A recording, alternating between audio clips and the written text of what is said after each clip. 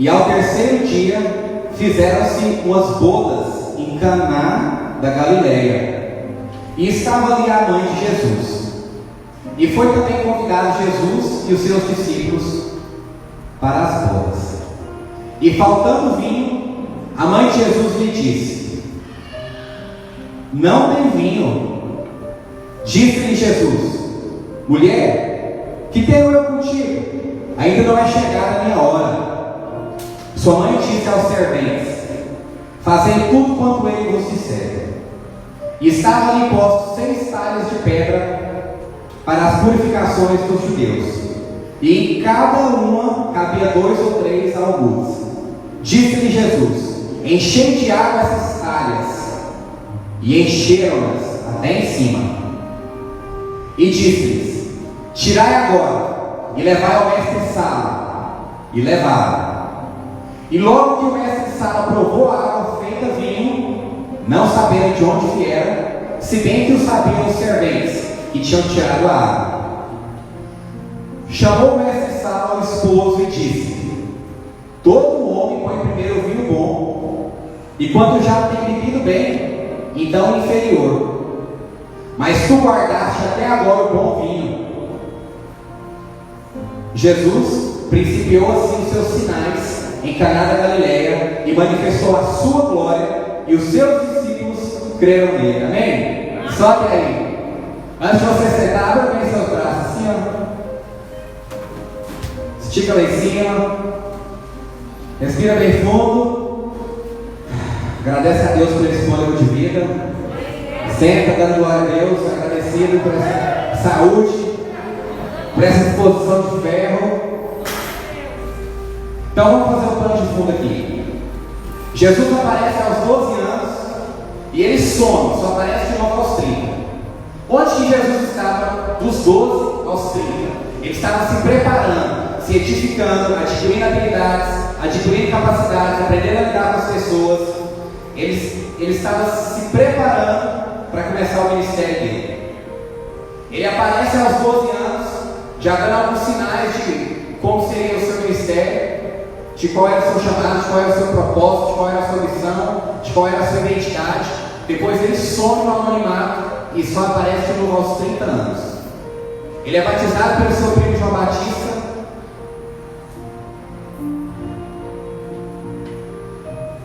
E depois de ser batizado pelo seu primo João Batista, ele começa a escolher, começa a recrutar quem serão os galileus que serão seus discípulos. Ele começa esse processo de recrutamento, escolhe os jovens, e eles deixaram tudo. Deixaram tudo e foram com ele. E ele escolhe um lugar estratégico para viver, a cidade de Cafarnaum. Se você está ligado no Instagram, você viu por que ele escolheu Cafarnaum. Quem viu aqui? Quem sabe me dizer por que ele escolheu a cidade de Cafarnaum para morar? Vocês estão ligados, hein?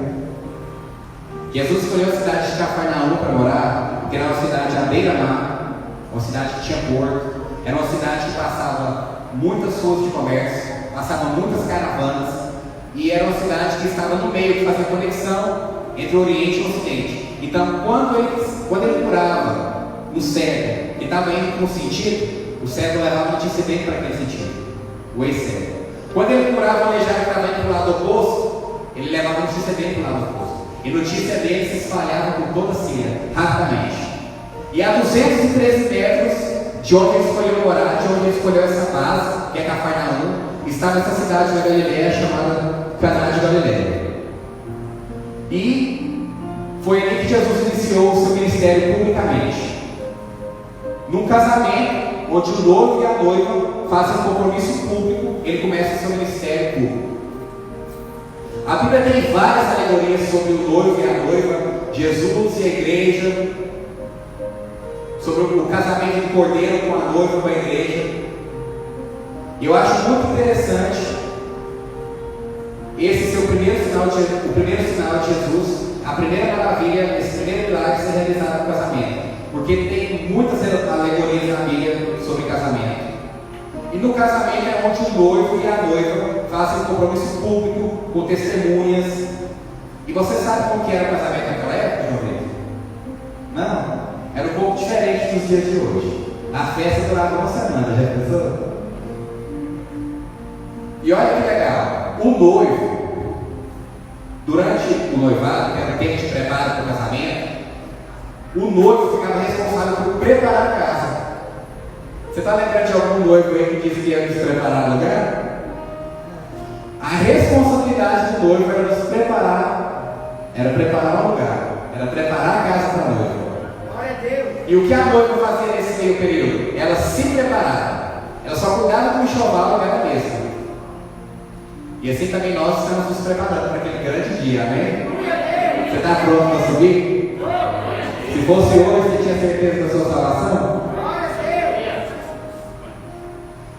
Então, no casamento, onde o noivo e a noiva fazem um compromisso público de viverem até que a morte os separe, Jesus começa o seu ministério público. O noivo preparava a casa e a noiva se preparava.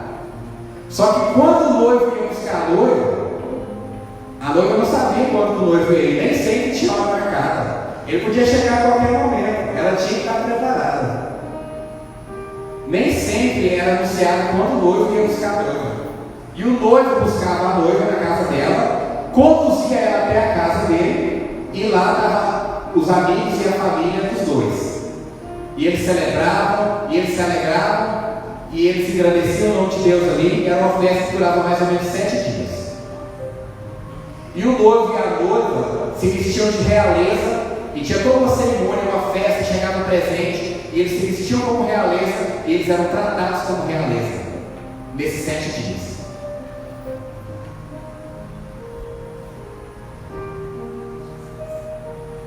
Então, 3 dias depois de ser batizado, ele chega aqui nesse casamento, e ele chega lá, ele e os discípulos dele foram convidados, mas quando Jesus chega lá, a mãe dele já está lá.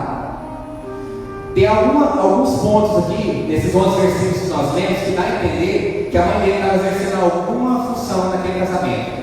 Talvez como cerimonialista, como encarregada de alguma coisa, porque um convidado não dá ordem para seguir o que Jesus dissesse.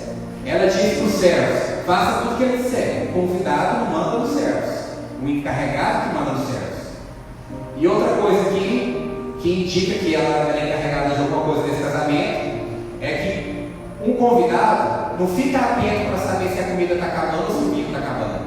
E ela chamou Jesus de canto e falou para ele que o vinho estava quase acabando. Então, esses 2 pontos mostram que ela exercia, que ela era encarregada de alguma coisa nesse casamento aqui. Porque convidado não manda em outros convidados. E talvez você não tenha percebido, mas esse sinal que Jesus fez foi um sinal para arrancar a tampa do balão. 612 litros. Se fosse nos dias de hoje, o melhor vinho hoje vem de um lugar chamado Borgonha. Vale $60 mil o litro. Assim, em 40 dá 324 mil reais. Um litro. 612 litros a 324 mil reais dá 198.288 mil reais, se fosse no dia de hoje. Até o dia 28 de abril, esse era o vinho mais valioso do mundo. Então, olha o tamanho desse primeiro sinal que Jesus realizou. Porque tem uma diferença de sinal e de milagre. O milagre é um milagre, ponto, acabou. Mas o sinal, ele pode ser esmiuçado, ele pode ser destrinchado, ele precisa ser interpretado. E Jesus fez esse sinal para mostrar para mim e para você, 2020 anos depois, ou 2000 e tantos anos depois, que se ele pode usar o supérfluo, ele pode usar o essencial. Posso ouvir glória a Deus? Se ele pode fazer esse sinal com uma coisa desnecessária, ele pode te dar o que é fundamental, o que é essencial, o básico. Então, o que está inquietando a sua alma hoje? É a pandemia? É a crise? É o carro? É o casamento? É a casa? É a reforma? O que está tirando a sua paz hoje? Se Jesus pode fazer um sinal desse tamanho com algo supérfluo, ele pode resolver isso na sua vida.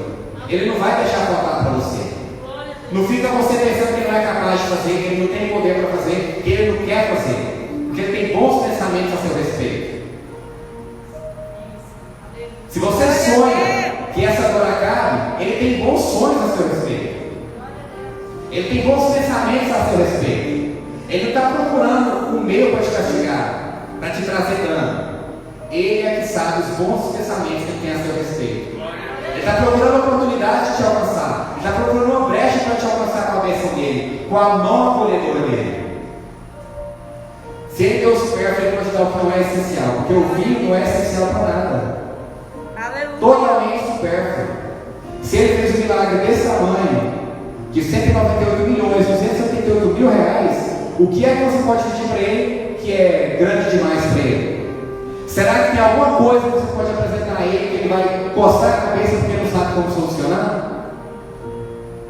Será que tem algum obstáculo que você pode colocar diante dele que ele vai ficar assim, como será que eu vou resolver isso? Será, Giovanni?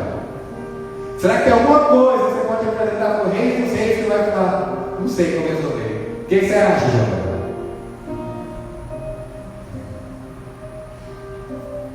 Ele é poderoso para fazer, querido, infinitamente mais do que tudo aquilo que nós pedimos, que nós pensamos, que nós imaginamos, que nós fantasiamos. Glória a Deus. Ele é fiel para fazer. Ele é fiel e justo. E ele quer fazer. Ele é favorável a você. E em momento nenhum ele questionou se ele devia ou não realizar esse milagre, essa maravilha, esse sinal. A única coisa que ele colocou em discussão aqui foi o tempo. Diga assim comigo, fala com um pouquinho assim, ó. Tudo tem seu tempo. E dentro do tempo tem a hora, fala comigo. No tempo tem a hora. E está chegando a minha hora. Amém? Você acredita que está chegando essa hora? Para tudo tem seu tempo. No tempo tem sua hora. E a sua hora está chegando. Ele não questionou se ele devia viabilizar, se ele devia realizar, se ele devia sinalizar isso para você. Que ele é a fonte que nada é grande demais para ele resolver. A única coisa que ele colocou em discussão foi o tempo de fazer. Glória a Deus. E a maneira diz o seguinte: faça o que ele disser. Faça tudo o que ele disser. E para que eles pudessem fazer o que ele dissesse, eles tinham que ouvir o que ele ia dizer, não é mesmo? E para você ouvir, você tem que fazer silêncio. Às vezes o silêncio incomoda, mas para você ouvir, você tem que fazer silêncio. Glória a Deus. Ele quer te direcionar, ele quer te instruir, ele quer te dar direção, mas para você ouvir, para você perceber a voz suave doce no seu interior, você tem que calar esse turbilhão de informação que está aí, esse turbilhão de pensamento. Você tem que fazer silêncio para você ouvir. Aleluia. Fala assim comigo, ó. Silêncio para ouvir. E quando ele falar, faça tudo o que ele disser. E quando ele falar, faça tudo o que ele disser. Glória a Deus.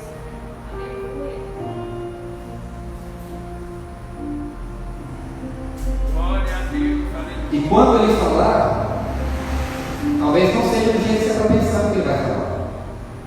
Você precisa estar disposto a ouvir ele de várias formas.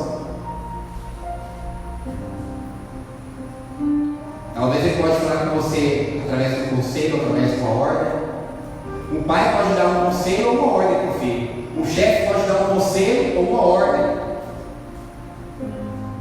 Mas o filho não pode dar uma ordem para o pai. Não é mesmo? Verdade. Então, filhos, respeitem quem vem primeiro. Não Glória a tente Deus. mudar o pai de vocês, isso é desonra. Você foi criado numa era, eles foram criados em outra era. Não tente mudar os seus pais. Isso é uma desonra. Não tente dar ordem aos seus pais. O máximo que você pode fazer é aconselhar, mas não tente mudá-los. E pais, não tenham ciúme dos seus filhos quando eles começarem a se destacar em áreas que você não destaca. Porque o seu papel é lançar a flecha mais longe do que onde você já chegou. Glória a Deus. Quando a flecha que você lançar for mais longe, é sinal que você educou bem, que você criou bem, que você corrigiu, que você ensinou. Aleluia. E a mãe de Jesus estava atenta aqui a oportunidade de lançar Jesus. Ela viu a brecha e falou: vai, Jesus, é agora! Ele falou: ainda não é a hora de começar a operar milagre, ainda não é a hora de começar a sinalizar, de eu fazer maravilha. Mas ela estava pronta, ela estava buscando uma oportunidade para lançar ele. para vir com a super proteção que emite ele ou competir com ele. Mães, estejam atentas para lançar os seus filhos, para encorajá-los, para dizer, vai que é a hora, vai que agora vai dar. Glória a Deus. Aleluia. Não tente reter a semente. Deixa essa semente morrer, que ela vai fazer muita sombra para você. Glória a Deus. Aleluia. Amém, Celso? Amém, Jesus. Glória a Deus. Outra forma que nós podemos ouvir também, a resposta pode vir de onde nós menos esperamos. A solução para o empreendimento pode vir de quem está abrindo a porta. Porque quem está lá na ponta do funil sabe qual é a mentalidade do povo, a necessidade do povo, conhece mais a voz do povo. Então talvez você também vai ter que estar atento para ouvir o subordinado. Glória a Deus. E você ouvir o subordinado não tira a sua autoridade, mas o que o subordinado fala tem autoridade, porque ele conhece a mentalidade e a voz do povo que está lá na ponta do funil. Esteja aberto para ouvi-lo. Faça o que ele disser. Quer venha de um lugar provável, quer venha de um lugar improvável. Mas se você ouvir, se você tiver paz, faça tudo o que ele disser. Glória a Deus. Uma vez um discípulo, um exemplo disso, foi quando Jesus estava ensinando, ficou tarde, tinha uma multidão ali com fome, e o discípulo chegou nele e falou, mestre, não é certo mandar esse povo para casa com fome, eles vão desfalecer no caminho de casa. Tem muitas horas que eles estão aqui com fome te ouvindo. Então o discípulo estava lá na ponta, trouxe a informação, o subordinado trouxe a informação, e o mestre aceitou o conselho, e houve uma grande multiplicação de pães e peixes.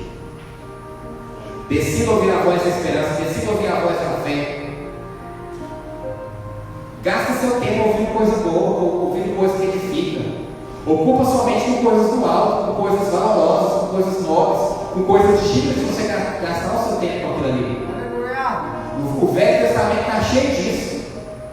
Deus falando, mostra para os filhos, conta para os filhos o que eu fiz. Faz um movimento, passa de geração em geração. Inclusive, quando ele abriu o mar, ele disse para eles fazerem ali, pegarem as pedras, se não me engano, 12 pedras, fazer um monumento no meio do mar e um monumento no começo da praia. Para que os pais tenham que contar para os seus filhos. Você tem contado a sua história de superação para os que estão ao seu redor? Você tem ajudado as pessoas com coisas que você já venceu? Você tem aproveitado esse momento de distanciamento para se aproximar de quem está longe, para edificar quem está longe?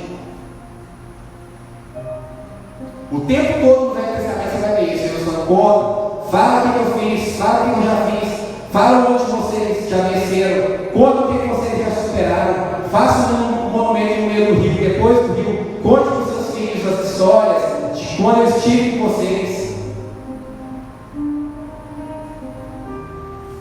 Ele queria que eles levassem com eles aquela informação.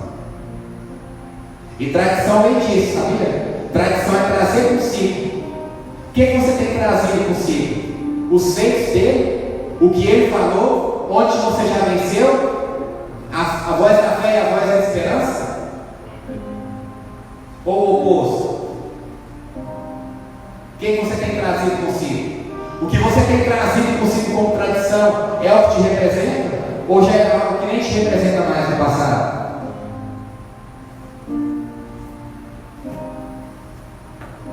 Ouça a voz da esperança, igreja. Ouça a voz da fé, igreja. E quando ele fez esse grande sinal, não foi ele que provou o vinho. Fala comigo assim, é um controle de qualidade. Foi outros que provaram e disseram que era o melhor vinho que já tinha passado pela terra. Não foi ele que provou. Não foi ele que se aprovou. Foram as pessoas que o aprovaram. E sabe o que é interessante? Que quando você está dando fruto nenhum, as pessoas falam muito mal de você. Quando você está dando fruto e não tem como eles negar, já está fazendo até sombra na árvore, eles falam bem de você. E quando tem muito fruto mesmo, que nem as pedradas conseguem combater tanto fruto, que dá mais fruto que dá pedrada, eles começam a falar até mais do que você é. É um progresso. Fala comigo, eu tenho que ter controle de qualidade. E como que você vai ter controle de qualidade? Quem supervisiona você? Quem supervisiona os seus feitos, os seus sinais, as suas maravilhas, os seus milagres? Você presta conta a alguém? Você é supervisionado por alguém? Glória a Deus. Para quem você presta conta? Quem é seu controle de qualidade? Quem corrige o jeito que você fala? Quem corrige o jeito que você faz?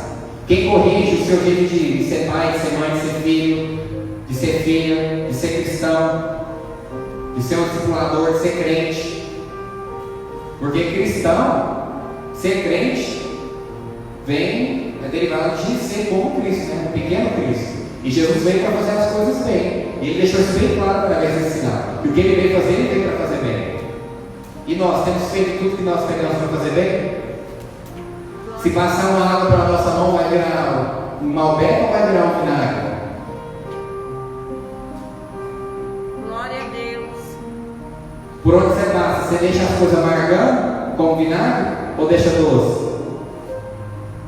Se colocar uma água na nossa mão, vai virar um malbec? Vocês conhecem a história do Malbec? Malbec era o vinho mais ruim da França. Malbec significa mal boca, pelo gosto terrível que ele deixava na boca. Mas não era que a semente era ruim, era o sol que era ruim. Eles trouxeram para a América do Sul e se tornou um dos melhores vinhos. Deus fez isso conosco, né? Éramos uma semente boa no solo ruim, né? Antes de sermos alcançados, né? Mas agora nós somos uma semente boa no solo fértil, né? Glória a Deus. A glória ao nome dele. Aleluia. Deus fez assim conosco, converteu a mal boca que éramos em uma boca boa agora, né? Uma boca que confessa coisa boa. Uma boca que faz as coisas bem feitas. Porque Cristo fazia bem feito, né? Cristo veio para fazer bem. Agora pergunta para mim assim: por que Ele fez o melhor vinho? Porque Ele só sabe fazer coisas bem feitas. Aleluia. Ele não fez uma criação, um amar Elaine, um amar Simone, um amar Gilberto, um amar Lara. Tudo que Ele faz é bom. Aleluia. Ele não fez um amar a natureza, um amar a montanha, um amar o animal. Tudo que Ele faz é bom. Ele só sabe fazer as coisas bem feitas. Só timinho. Não tem como você entrar na Mercedes e falar: me dá um carro, mais ou menos, né? Ele só sabe fazer as coisas bem feitas. Tudo que Ele faz bem feito. Glória a Deus. Formidável. O mestre Sala, dirigente da festa, disse que era formidável. E é engraçado com uma excelência.